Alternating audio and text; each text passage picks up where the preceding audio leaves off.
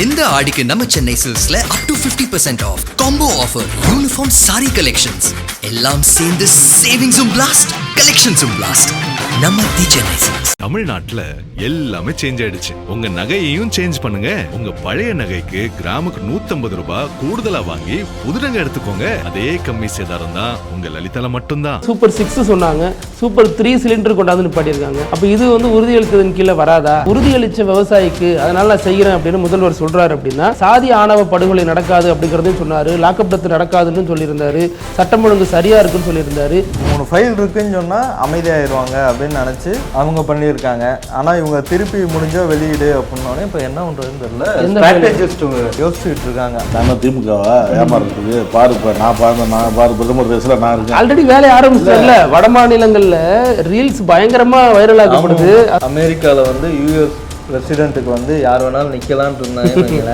இவங்க அதை நோக்கியும் பயணமாயிட்டே இருப்பாங்க. இப்படி நீங்க கிண்டல் பண்ணிக்கிட்டே இருக்கிறதான் அவர் அடுத்த வளர்ந்துகிட்டே இருப்பாரு. முதல்வரே ஆக முடியாதுன்னாங்க, முதல்வர் ஆயிட்டாரு. அடுத்து பிரதமர், அடுத்து அதிபர். 2 கம்பெனி, ஒன்னு அண்ணனோடது, இன்னொன்னு தம்பியோடது. அந்த அண்ணன் கம்பெனியில தான் முதல்வர் வந்து விளம்பரம் நடிச்சாரு. தம்பி கம்பெனிக்கு தான் டெண்டர் விட்டுருக்காங்க. யார் பிரதமருங்கிற பிரச்சனை ஒரு பக்கம் போயிட்டு இருக்கப்ப, பரந்தூர் விவகாரத்துல முதல்வர் உறுதியான ஒரு நடவடிக்கை எடுத்துட்டாரு. இனிமே இது வந்து போராட்டத்தில் இருந்த விவசாயிகளுக்கும் அந்த பகுதி மக்களுக்கும் ஒரு நல்ல ஒரு செய்தியாக வந்திருக்கு. திமுக அரசு செய்ய தவறியதை தாவேக தலைவரும் தமிழக முதல்வருமான விஜய் செய்து முடித்து விட்டார்னு அவருக்கு பாராட்டு பத்திரங்கள் ஒரு பக்கம் வாசிக்கப்படுது. இன்னொரு பக்கம் விமர்சனமும் உண்டாயிட்டு இருக்கு. இது வந்து என்ன செய்ய போறீங்க? இப்போ லேண்ட் அக்யூசியேஷன் நீங்கள் பண்ணியிருக்கீங்கன்னா எதற்காக அந்த நிலத்தை கையகப்படுத்திக்கணும், அந்த நோக்கத்திற்காக தான் அந்த நிலத்தை பயன்படுத்தணும். இப்போ சிப்காட் மாதிரி அதை அமைக்க முடியாது, அல்லது இனிமேல் அந்த நிலத்தை வச்சு நீங்கள் என்ன பண்ண போறீங்க அப்படிங்கிற இன்னொரு கேள்வியும் எழுந்திருக்குதுல்ல.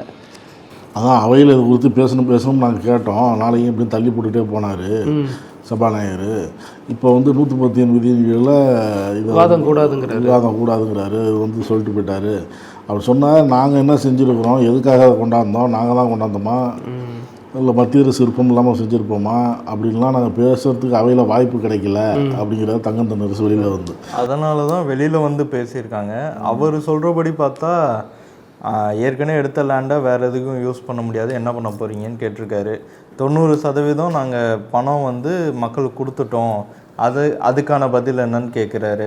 இப்போ வேறு இடத்துல அவர் சொன்னபடி தான் வட சென்னையும் சொன்னார், தென் சென்னையும் சொன்னார். கிட்டத்தட்ட செங்கல்பட்டு படாலம் வரைக்கும் இந்த திட்டத்தை வந்து கொண்டு போக முடியாதுங்கிறதுக்கான காரணங்களை சொன்னார்.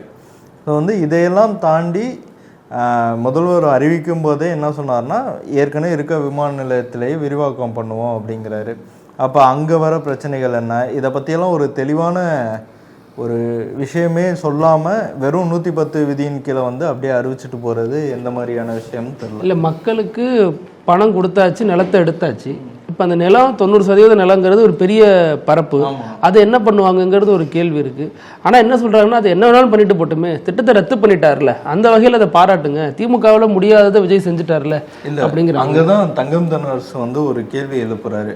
என்ன சொல்லி நிலத்தை கையகப்படுத்தணுமோ அந்த வேலை மட்டும்தான் அங்கே நடக்கணும், அதை தாண்டி அங்கே வேற வேலை நடக்கிறதுக்கான வழிமுறைகள் இல்லை அப்படின்னு சொல்றாரு. அப்படிங்கிறப்ப அந்த நிலத்தை என்ன பண்ண போறாங்க அப்படிங்கிற ஒரு பெரிய கேள்வியும் இருக்கு. இது வந்து நடைமுறை சார்ந்த சிக்கல். இது இல்லாமல் இன்னொரு பெரிய விவகாரம் என்ன இருக்கு அப்படின்னா, தொழில் முதலீடு. இது எல்லாம் இந்த சென்னைக்கு வரதா இருந்தது, தமிழ்நாட்டுக்கு வரதா இருந்தது. இப்போ எல்லாரும் ஆந்திராவை நோக்கி போகுது. ஆந்திராவில் இப்போ ஆல்ரெடி குப்பத்தில் ஒரு ஏர்போர்ட் அமைக்கலாம்னு யோசிச்சுட்டு இருக்காங்க, சித்தூரில் அமைக்கலாம்னு யோசிச்சு. ஆமாம், இது வந்து அந்த ஆந்திராவுடைய லாபியும் இதில் இருக்குங்கிற மாதிரியான சந்தேகத்தையும் திமுகவினர் வைக்கிறாங்க. இப்போ இது அவங்களுக்கு பெருமளவில் போகும்னா, அப்போ இங்கே இது நாள் வரைக்கும் திட்டம் போட்டு மத்திய அரசிட்ட ஆல்ரெடி ஓசூரில் பர்மிஷன் கேட்டு ஓசூரில் தரல. இல்லை, அதுக்கு என்ன காரணம்னா, ஒரு குறிப்பிட்ட தூரத்துக்கு ஒரு விமான நிலையம் தான் அப்படிங்கிற இப்போ தமிழ்நாட்டில் ஒசூர் பக்கத்தில் பார்த்தா அவங்க கர்நாடகா கவர்மெண்ட் வந்து பெங்களூர்லயே இன்னொரு ஏர்போர்ட் கொண்டு வராங்க. அப்படிங்கிறப்போ ஒசூருக்கும் பெங்களூருக்கும் அவ்வளோ பெரிய தூரம்லாம் இல்லை. அப்படிங்கிற அதனாலதான் ஒசூர்ல விமான நிலையம் வேணாம்னு சொல்லிட்டாங்க. இப்போ வந்து ஆந்திராவில் சித்தூர் பக்கத்துல ஒரு ஏர்போர்ட், அதுவும் வந்து தமிழ்நாடு ஆந்திரா எல்லையில தான் வருது. அப்படிங்கிறப்ப தமிழ்நாடு இந்த ஸ்ரீபெரும்புதூர் வரைக்குமே இன்னொரு ஏர்போர்ட் வர்றதுக்கான வாய்ப்பு இல்லைங்கிறது தானே அதுல விஜய் என்ன சொல்கிறாரு, நான் வந்து பரந்தூர் விமான நிலையம் திட்டம் அதுக்கு எதிர்ப்பு தெரிவித்து விவசாயிகள் போராடினாருங்கள்ல, அப்போவே அவங்கள போய் பார்த்து நான் உறுதி அளிச்சிருந்தேன், அவங்கள சந்தித்து வராது அதுக்கு நான் வந்து போராடுவேன்னு சொல்லியிருந்தேன். அதுக்கப்புறம் தேர்தல், அதாவது விக்கிரவாண்டி பொதுக்கூட்டம் நடந்தது இல்லையா முதல்ல, அதில் கூட நான் பேசியிருந்தேன், இந்த மாதிரி உங்களுக்கு உறுதுணையாக இருப்பேன்னு பேசியிருந்தேன். அதுபடி விவசாயிகளுக்கு வாக்குறுதி அளித்தபடி தான் நம்ம செய்கிறோம். அதோட மட்டும் இல்லை, அப்போ வந்து அந்த 1.5 ட்ரில்லியன் இலக்கு அது என்ன ஆகுறது? அதான் சொல்கிறாரு, அதுக்காக தொழில் வளர்ச்சி மற்றும் அதற்கான விமான நிலையம் தேவை அப்படிங்கிற அளவுக்கு புரிஞ்சுக்கிறதுக்கான இது எனக்கு இருக்குங்கிறார், நன்கு அறிவேங்கிறார். அதெல்லாம் வேணும், தொழில் வளர்ச்சி வேணும் தான், அதுக்கு விமான நிலையம் வேணும் தான் அப்படிங்கிறது நன்கு அறிவேன். அதாவது அவர் அறிவேன்னு சொன்னது வந்து யாராவது போனால் அது எங்கள் ஆட்சியில் திமுகவில் இருந்தது அப்படின்னு சொல்லுவாரா? இப்போ ஏதாவது சென்னை, இப்போ இருக்கிற சென்னை விமானத்தை ஒரு பக்கத்தில் விரிவாக்கம் பண்ணுறேன் அப்படின்னு இப்போதைக்கு சொல்லியிருக்கிறார். அது ஆல்ரெடி பண்ண முடியாதுங்கிறதுனால தான் இவங்க இந்த க்ரீன் ஃபீல்டை நோக்கி நகர்ந்தாங்க. இப்போ மறுபடியும் ப்ரௌன் ஃபீல்டு சிஸ்டத்துலேயே ஒரு அங்கே வராரு அப்படின்னா அது எப்படி சாத்தியம் தான் கேட்குறாங்க. மீனம்பாக்கத்தில் ஆல்ரெடி கூட்டம் நிரம்பி ஏதோ ஒன்று அதிகாரிகள் ஆய்வு பண்ணுவாங்க, ரெடி பண்ணுவாங்க. நான் வந்து விவசாயிகளுக்கு வாக்குறுதி கொடுத்தேன், அது இப்போ நிறைவேற்றிட்டேன். ஆனால் இப்போ வாக்குறுதி கொடுத்தா நான் நிறைவேற்றுவேன் அப்படின்னா விவசாயிகள் பாதிக்கக்கூடாது, விவசாயம் பாதிக்கக்கூடாது. இல்லை விவசாயிகள் குறைந்த அளவு விவசாயிகள் பாதிக்கப்படுற மாதிரி இருந்தால் கூட பரவாயில்ல, இவ்வளோ விவசாயிகள் பாதிக்கப்படுறாங்க. அதில் நமக்கும் மாற்று கருத்து இல்லை, விவசாயிகள் பாதிக்கக்கூடாது, விவசாயம் பாதிக்கக்கூடாது. ஏன்னா சென்னை அதன் சுற்று வட்டார பகுதி எல்லாமே விவசாயம் சார்ந்த பகுதி தாங்கிறதுல நமக்கும் ஒன்றும் மாற்று கருத்தெல்லாம் இல்லை. ஆனால் 90% நிலம் கையகப்படுத்தி காசு கொடுத்தாச்சு, அரசு கஜானால காசே இல்லைங்கிறாங்க. ஆனால் திட்டங்கள் பல அறிவிக்கிறாங்க. இப்போ வந்து அதுக்காக ஸ்பெண்ட் பண்ணியிருப்பாங்களே இத்தனை கோடி, அந்த அத்தனை கோடிக்கான பதில் என்ன? இதை ரத்து பண்ணுறோம் அப்படின்னா ரத்து பண்ணுறப்ப அவங்க சொல்ல வேண்டியது, இப்போ 3 மாதம் ஆட்சி பொறுப்பேற்று இதை ரத்து தான் பண்ண போகிறோம் அப்படின்னா இதை ரத்து பண்ண போகிறோம், இதற்கு பதிலாக இந்த இடத்துல நாங்கள் தொடங்க போகிறோங்கிறத சொல்லியிருக்கணும். அதற்கு இத்தனை நாங்கள் திட்டங்கள்லாம் செஞ்சுட்டோம், ப்ராசஸ் ஆரம்பிச்சிட்டோம் அப்படிங்கிற மாதிரி போயிருந்தால் அது விமர்சனங்களை தவிர்த்துருக்கலாம். இதில் 2 விஷயம் இருக்குது. ஒன்று, 110 விதியின் கீழே வந்து விமர்சனமே கூடாது அப்படின்னா இப்போ தான் ஒரு கொஞ்ச நாளைக்கு முன்னாடி பார்த்தோம் 110 விதியின் கீழே தான் கார் வந்து எம்எல்ஏக்களுக்கு இலவசமாக அறிவிப்புன்னு வெளியிட்டு இருந்தார். அப்போ அங்கே வந்து பெரிய பாட்டு பாடி இதெல்லாம் ஏகப்பட்ட விவாதங்கள் நடந்துச்சு. அங்கே அனுமதிக்கிற சபாநாயகர் இந்த சட்டமன்றம் இங்கே ஏன் இதுக்கான அனுமதியை தரலை அப்படிங்கிறது ஒரு பிரச்சனை. இன்னொன்று, நான் உறுதியளித்த விவசாயிக்கு அதனால் நான் செய்கிறேன் அப்படின்னு முதல்வர் சொல்கிறாரு அப்படின்னா அப்போ சாதி ஆணவ படுகொலை நடக்காது அப்படிங்கிறதையும் சொன்னார், லாக்அப் டெத் நடக்காதுன்னு சொல்லியிருந்தார், சட்டம் ஒழுங்கு சரியாக இருக்குன்னு சொல்லியிருந்தார். இன்னைய தேதிக்கு ஒரு லாக்அப் டெத் நடக்குது, இன்னைய தேதிக்கு ஒரு ஆணவ படுகொலை நடக்குது. இப்போ இதெல்லாம் எந்த வகையில் நம்ம எடுத்துக்கிறது? இப்போ உறுதி அப்படின்னா சூப்பர் 6 சொன்னாங்க, சூப்பர் 3 சிலிண்டர் கொண்டாந்து நிப்பாட்டியிருக்காங்க. அப்போ இது வந்து உறுதியளித்ததன் கீழே வராதா அப்படிங்கிறது ஒரு கேள்வி இருக்குல்ல. இல்லை, அவங்க கார் கொடுத்த விஷயத்திலேயே ஒரு 2 நாள் கழிச்சு வந்து எதிர்கட்சி தலைவர் வந்து எங்களுக்கு கார் வேணாம், திமுக உறுப்பினர் கார் வேணாம் அப்படிங்கிற விஷயத்த சொல்லும் போதே அவங்க ஸ்டாண்ட்ல இருந்து மாறுறாங்க. நாங்க எல்லாத்துக்கும் சொல்லலை, யாருக்கு வேணுமோ அவங்க வாங்கிக்கங்க அப்படிங்கிறாங்க. ஆனா அறிவிப்பு வந்து எல்லா எம்எல்ஏக்களுக்கும் கொடுக்கப்படும் தான் அறிவிப்பு கொடுத்தாங்க. அதான் ஒன்று சொல்லி பார்ப்போம், அதுக்கு வந்து எதிர்வினை வந்தா நம்ம பேக் அடிச்சிருவோம், அப்படி எதிர்வினை வரலன்னா அது வாட்டுக்கு போகட்டும் அப்படின்ற மாதிரி தான் பண்ணிட்டு இருக்காங்க. எல்லாத்துலேயுமே இதே ஸ்ட்ராட்டஜி மாதிரி தான் இருக்குது. பொதுவாக ஒன்று அறிவிக்கிறாங்க, அனைவருக்கும் 2500 ரூபா, அனைத்து மகளிருக்கும் இலவச பேருந்து பயணம், அனைத்து மகளிருக்கும் ஆண்டுக்கு 6 சிலிண்டர்னாங்க. இப்போ இதெல்லாம் வந்து இன்னைக்கு ஒரு இது வைக்கிறாங்க, ஒரு கிரைட்டீரியா செட் பண்ணுறாங்க இல்லையா, 2.5 லட்ச ரூபா சம்பளம் வந்துச்சுன்னா நீங்கள் வச்சுக்கக்கூடாதுங்கிறாங்க. ஆனால் எம்எல்ஏக்களுக்கு எந்த கிரைட்டீரியாவும் கிடையாது. அவங்க 234 எம்எல்ஏக்கும் கார் உண்டு, நீங்கள் ஏழையாருங்க பணக்காரனாருங்க அப்படி அந்த அறிவிப்பை வெளியிட்டு பிரச்சனையானதுக்கு பிறகு வேணாங்கிறவங்களுக்கு வேணுங்கிறவங்களுக்கு கொடுக்குறோம் அப்படிங்கிற மாதிரி போகிறாங்க. அப்போ எம்எல்ஏக்களுக்கு ஒரு நீதி, சாமானியர்களுக்கு ஒரு நீதியா அப்படிங்கிற ஒரு கேள்வி இதிலே இருக்குது. அதான் நீங்கள் சொன்னீங்களா, முதல்ல ஒன்று சொல்கிறாங்க, அப்புறம் ஏதாவது ஒன்று சொன்னால் பேக் அடிக்கிறாங்க அப்படின்னு சொல்கிறீங்களா, அதே போல் தான் இப்போ சொல்கிறாரு துரைமுருகன் சொல்கிறாரு. நீங்கள் சொன்னீங்கல்ல 3 கோப்புகள் இருக்குது, அது வெளியிட போகிறேன்னு சொன்னீங்கல்ல, எல்லாத்தையும் அப்படியே வீரமாக சொன்னீங்கல்ல, இப்போ வெளியிடுங்கள அப்படின்னா அவன் முதலமைச்சர் வந்து ஒரு தவறான தகவலை அவையில் தெரிவிச்சிருக்கிறான்னு அர்த்தம். அதனால் வெளியிடணுங்கிறாரு திமுக பொதுச் செயலாளர் துரைமுருகன் வந்து இப்போ சொல்கிறாரு, செய்தியாளர் சந்திப்பில் அது சொல்கிறார். எதிர்க்கட்சி தலைவர் உதயநிதி ஸ்டாலினும் சபையிலே சொல்லியிருக்காரு, சேலஞ்ச் பண்ணுற ஓப்பனா நீங்கள் அது என்னன்னு சொல்லுங்கள், நான் தப்பு நடந்தால் நடவடிக்கை எடுங்க, இல்லைன்னா நாங்கள் அதை பற்றி பேசுவோம்னு சொல்கிறாரு. ஆனால் இது வரைக்கும் அரசு அதை பற்றி எந்த விதமான விளக்கத்தையும் கொடுக்கல, அமைதியாக கடந்து போகிறாங்க. அதுதான் எப்படி அதுதான் சொன்னது, 3 ஃபைல் இருக்குன்னு சொன்னால் அமைதியாகிடுவாங்க அப்படின்னு நினச்சி அவங்க பண்ணியிருக்காங்க. ஆனால் இவங்க திருப்பி முடிஞ்சால் வெளியிடு அப்படின்னோடனே இப்போ என்ன பண்ணுறதுன்னு தெரியல. ஸ்ட்ராட்டஜிஸ்ட் இது பண்ணிக்கிட்டு இருக்காங்க, யோசிச்சுக்கிட்டு இருக்காங்க. அவங்க ஒரு முடிவு சொன்னோடனே இவங்க அறிவிப்பாங்க. அதுபோல் இன்னொன்று சொன்னீங்கல்ல, இப்போ ஆட்சிக்கு வரதுக்கு முன்னாடி ஒன்று சொன்னாங்க, இப்போ ஒன்று சொல்கிறாங்க அப்படின்னு சொன்னாங்க. அதே போல் தான் தூய்மை பணியாளர் போராட்டம் முக்கியமான விஷயம் அதுதான் சொல்லணும். அது நடந்துகிட்டு இருக்கு. அப்போ அவங்களும் என்ன சொல்கிறாங்க, மாநகராட்சி ஆணையர்லாம் போய் ஏதோ பேச்சுவார்த்தை நடத்தினார். அவங்க என்ன சொன்னால், அவர் வந்து பேச்சுவார்த்தை நடத்தினார், அதை நாங்கள் வரவேற்கிறோம், அதெல்லாம் வரவேற்கிறோம், அதை பற்றிலாம் ஒன்றும் இல்லை. ஆனால் முதலமைச்சர் வந்து எங்கள்கிட்ட பேசணும், நேரடியாக எங்கள் கோரிக்கையை கேட்கணும் அப்படிங்கிற ஒரு இதுதான் அவங்க வச்சுருக்காங்க. சொல்கிற மாதிரி அவங்க அந்த பேசுகிறவங்க நிறையா பேசுகிறாங்க. அதில் அவங்க சொல்கிறாங்க, திமுக ஆட்சியிலே நாங்கள் போராட்டம் நடத்தினோம், அப்போ வந்து நீங்கள் என்ன பண்ணீங்க, எங்கெல்லாம் அழைச்சி பனையூரில் பேசுனீங்க, அப்பயும் கூப்பிட்டு வச்சு தான் பார்த்தாரு. இங்கே வந்து ஆதரவு கொடுக்குறது இல்லை, கூப்பிட்டு வச்சு பேசுனீங்கன்னா நான் பேசுனீங்க, அப்போ ரொம்ப தன்மையாக பேசுனீங்க, உங்களுக்கெல்லாம் செய்கிறோம் போகிறோன்னு சொன்னீங்க, இப்போ திரும்பியே பார்க்க மாட்டேங்கிறீங்களே, அப்புறம் என்ன இது, நீங்களும் அவங்கள போல தானே இருக்கீங்க. அதில் வந்து முக்கியமான கோரிக்கைலாம் வச்சுருக்குறாங்க. அந்த பணி நிரந்தரம் ஒன்று, இன்னொன்று மகப்பேறு அந்த விடுப்பு. நீங்கள் மற்ற அரசு பணியில் இருக்கிறவங்களுக்கு எல்லாத்துக்கும் அந்த மகப்பேறு விடுப்பு சொல்கிறீங்க. அதாவது இப்போ 3வது குழந்தைக்கு 1 வருஷம் மகப்பேறு விடுப்புன்னு சொல்கிறீங்க. ஆனால் முதல் குழந்தைக்கு 1 நாள் கூட உங்களுக்கு விடுப்பு இல்லைன்னு கேட்குறாங்க. இப்போ நாங்கள் மட்டும் நாங்கள் தூய்மை பணியாளர்களாக இருந்தாலும் நாங்களும் பெண்கள் தானே, பெண்களும் இதில் வேலை செய்கிறாங்கல்ல, அவங்களுக்கு அந்த மகப்பேறு விடுப்பு வேணும் அப்படிங்கிறது அவங்களுடைய கோரிக்கையாக இருக்குது. அதில் இன்னொருத்தர் இன்னும் ரொம்ப பேசுகிறார், எம்எல்ஏக்கெல்லாம் உதவியாளர் வச்சுக்கிட்டு அவ்வளோ சம்பளம் கொடுக்குறீங்க,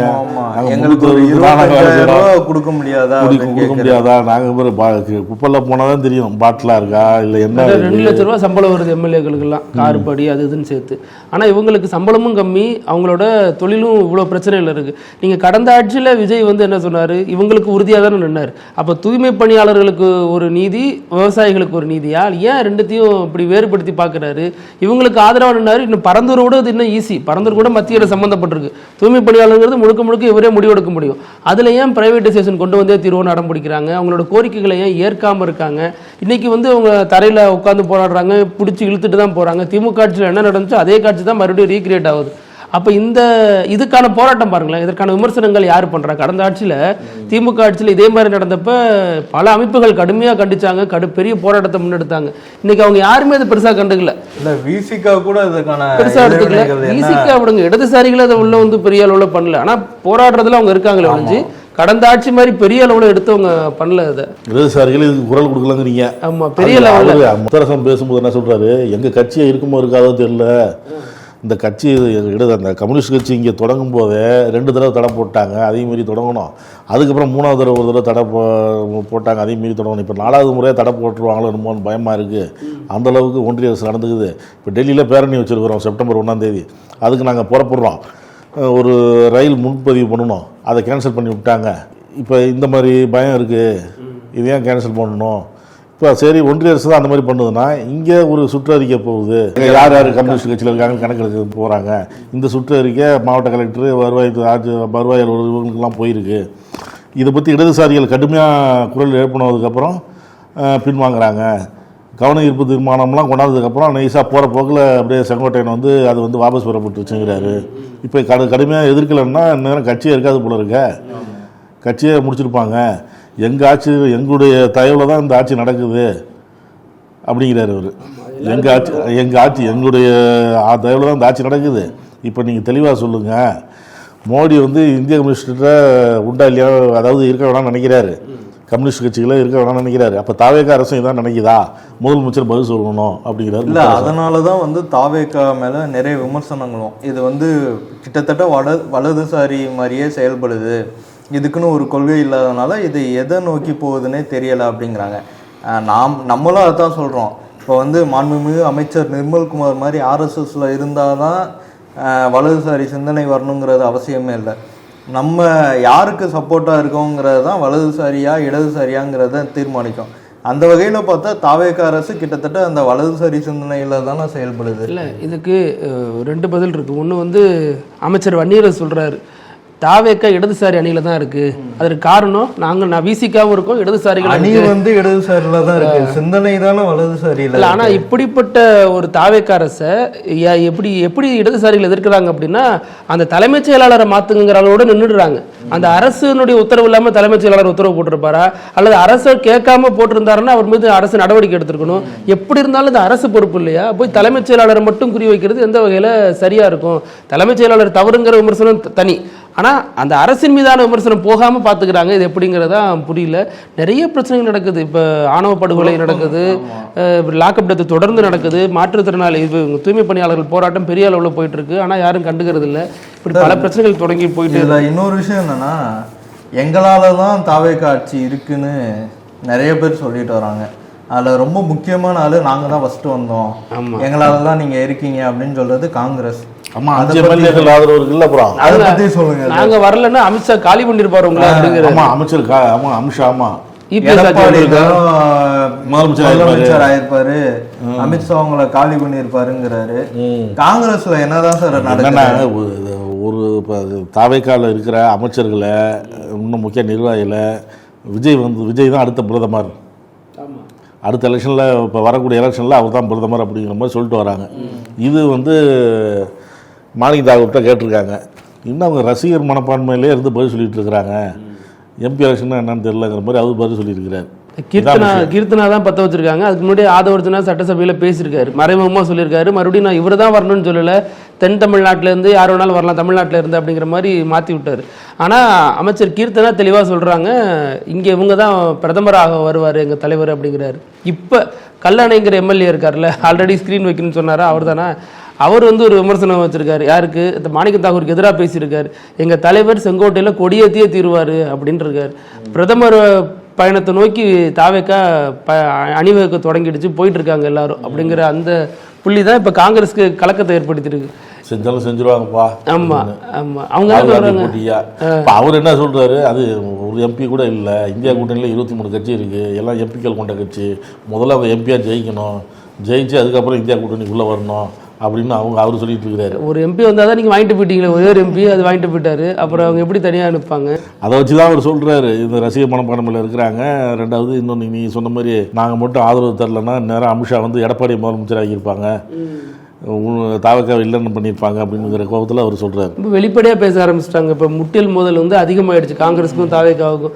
ஏன்னா இது வரைக்கும் இவங்க சைடில் பிரச்சனையே வரல. ஏன்னா மாநில கட்சி, மாநில அரசியல் அதுலேயே போச்சு. இப்போதான் தேசிய அரசியல்னு வரப்ப, ஏன்னா நான் இங்கே ஒருத்தன் காலகாலமாக பிரைம் மினிஸ்டர் ஆகணும்னு உட்காந்துருக்கேன், நீங்கள் என்ன இப்போ நீங்கள் பிரைம் மினிஸ்டர் ஆகணும்னு நினைக்கிறீங்க? காலகாலமாக அவர் யாருமே அந்த கட்சிக்காரங்களே சொல்லி உட்காந்து தான் இருக்காரு, வெளியில் வர முடியலங்கிறதான பிரச்சனை. இதில் ராகுல் காந்திக்கு உரிய அங்கீகாரமும் தரல, முக்கியத்துவமும் தரல. இந்த 5 சீட்டோட நான் போயிட்டு ஆதரவு தெரிவிக்கிறேன்னு காங்கிரஸ் சொன்னப்பையும் தாவேக்கா வந்துட்டாங்க, கூட்டணியில் இருக்காங்கன்னு இது வரைக்கும் அறிவிக்கல. கூட்டணியில் தான் காங்கிரஸ் இருக்குன்னு தாவேக்கா சொல்லலை, காங்கிரஸ் தான் சொல்லிட்டு இருக்கு. அமைச்சரவையில் இடம்பெற்று இருக்காங்க. ஆனால் அமைச்சரவையில் இடம்பெற்றிருந்தாலும் தாவேக்காவுக்கும் காங்கிரஸ் இடையிலான மோதல் போக்குங்கிறது இப்போ அதிகமாக இருக்கு. திமுகவோட இப்போ கடுமையான மோதல் இவங்க 2 பேருக்கு இடையில போயிட்டு இருக்கு. மாணிக்கம் தாகூர் தான் முதல் சூத்திரதாரியாக இருந்தார் திமுக கூட்டணிலேருந்து வெளில வர்றதுக்கு. இன்னைக்கு அவரே இன்னொரு புள்ளியை வச்சுக்கிட்டு இருக்காரு தாவேக்காவுக்கு எதிராக. அதுவும் கொழுந்து விட்டு எரிஞ்சிட்டு தான் இருக்காங்க சைடில். இல்லை, இன்னும் நாடாளுமன்ற தேர்தல் நெருங்க இதெல்லாம் பெரிய பெரிய விஷயமா தான் வரும். ஏன்னா கம்யூனிஸ்ட் தேசிய கட்சி தான், காங்கிரஸ் தேசிய கட்சி தான். இப்போ இது வரைக்கும் காங்கிரஸ் திமுக கூட்டணியில் இருந்துச்சு. இப்போ அது வரைக்கும் காங்கிரஸ் நான் சொல்லுவோம், எங்களால் தான் திமுக ஜெயிச்சுன்னு. இப்போ இந்த வார்த்தையை போய் அங்கே சொல்லுவாங்களா பார்ப்போமே, அதை எனக்கு பொறுத்து தான் பார்க்கணும், வெயிட் பண்ணி பார்க்கணும். உங்களால் எப்படிங்க ஜெயிச்சுது அப்படின்னு சொல்லுவாங்க அவங்க. கடுமையாக பதில் அவங்க என்ன சொல்லுவாங்கன்னா, எங்களால தான் நீங்கள் ஜெயிச்சிங்கன்னு சொல்லுவாங்க. இதில் யார் பெரிய என்னங்கிறதுக்கான சண்டை வந்துருச்சு. இப்போ காங்கிரஸ் தாவேக்கா ஏன் இந்தியா கூட்டணியில் சேர்த்துக்கல அல்லது சேர்த்துக்கணுங்க தொடர்பாக பேசிட்டு இருக்காங்க. ஏன்னா இந்தியா கூட்டணிங்கிறது என்னோடதுன்னு காங்கிரஸ் நம்புது.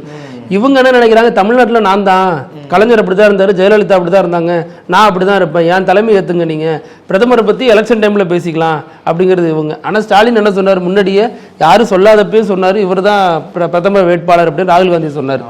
இப்போ கடைசி வரைக்கும் ஸ்டாலின் திமுக சொன்னது தான். அதுக்கப்புறம் யாருமே ராகுல பிரதமர் வேட்பாளர்னு சொல்லவே இல்லையா? ஆமாம், அவரே சொல்லல. பெருசா ஒன்றும் சொல்லி யாரும் ராகுல் தான் பிரதமர் வேட்பாளர் அப்படின்லாம் யாரும் பெருசா ஒன்றும் சொல்லல. ஆனால் காங்கிரஸோட கணக்கு என்னன்னா, விஜய் கூட கூட்டணி வந்ததுனால தமிழ்நாடு மட்டும் இல்லை, கேரளா, ஆந்திரா இந்த எல்லா பகுதிக்கும் ஒரு வச்சு நம்ம பிரச்சாரம் பண்ணி ஜெயிச்சிடலாம், தென் இந்தியாவை கைப்பற்றிடலாம் அப்படின்னு நினைச்சாங்க. ஆனால் விஜய்க்கு இப்போ ஒரு ஆசை வந்துடுச்சு. இது வெறுமனே நிர்வாகிகளோட ஆசை மட்டும் கிடையாது. நிர்வாகிகள் ஆசைன்னா இப்போ கலைஞர் சொன்ன மாதிரி, ஸ்டாலின் சொன்ன மாதிரி என் உயரம் எனக்கு தெரியும் சொல்லி நிப்பாட்டியிருப்பார். இவர் அமைதியா இருக்காரு அப்படின்னா அது பேசட்டும், நல்லா இருக்குல்ல, கேட்போம் அப்படின்னு விஜய். இல்லை நான் ஏன்டா கஷ்டப்பட்டு ஒன்னே அதுக்கு நானே ஆயிட்டு போயிடுவேன், நான் என்ன திமுகவா அப்படின்னு ஒரு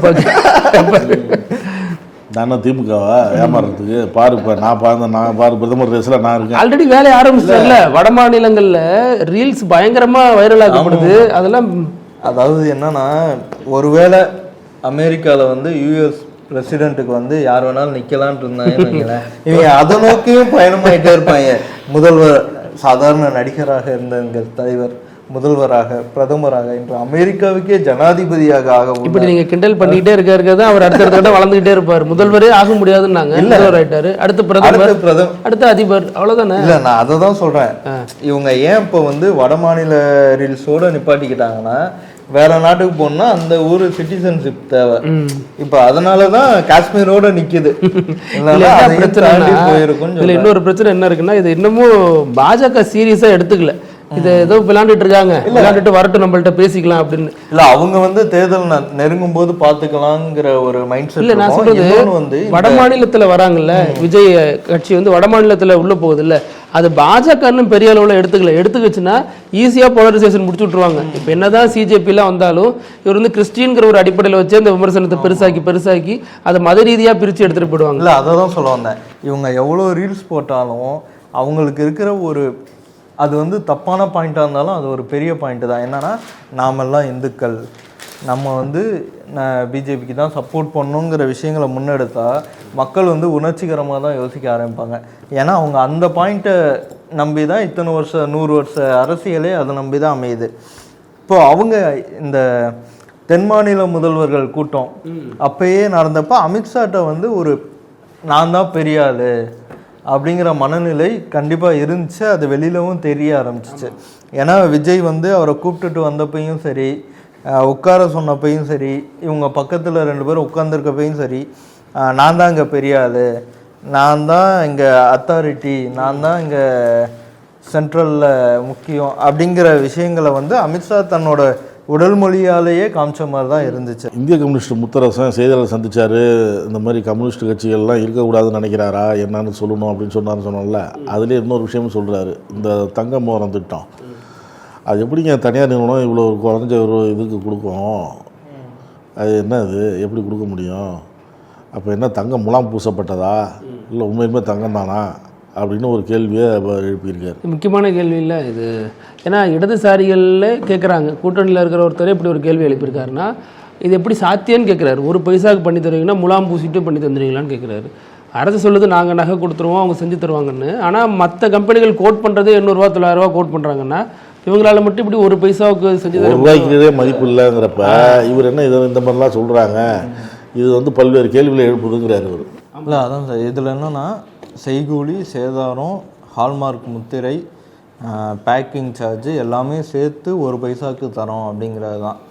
அவங்க நம்ம பார்ப்போம், மோதிரம் டப்பா வந்து சின்னதாக தான் இருக்கும், அதுக்கே எப்படியும் வந்து விலை, அதாவது கொள்முதல் விலை 1 பைசாவுக்கு மேலே தான் இருக்கும் எவ்வளோ குறைச்சி பார்த்தாலும். அப்புறம் ஹால்மார்க் முத்திரைக்கு ஒரு 100 ரூபா 50 ரூபா கிட்ட அதுக்கான விலை இருக்கும். இப்போ இவ்வளோ இருக்கும்போது கிட்டத்தட்ட 5-6 கோடி அந்த இது வருதுன்னா அதை யார் பேர் பண்ணுறது, அதை யார் ஏற்றுக்கிறது? அப்படி 5 கோடி 6 கோடியே ஏற்றுக்கிற அளவுக்கு அந்த நிறுவனம் வந்து ரொம்ப நல்லவங்களா அப்படிங்கிற கேள்வியும் இருக்குது. ஏன்னா அவங்க நிறைய பண மோசடி வழக்கில் சிக்கியிருக்காங்க, நிழலுலக தாதாக்களோடு இருக்காங்க அப்படிங்கிற பேச்சும் வந்திருக்கு, இடி ரைடு போயிருக்கு. இப்படி பல விஷயங்கள் இருக்கும்போது தேடி பிடிச்சி அவங்களுக்கு கொடுக்கறதுக்கான காரணம் என்ன அப்படிங்கிறதையும் கேட்குறாங்க.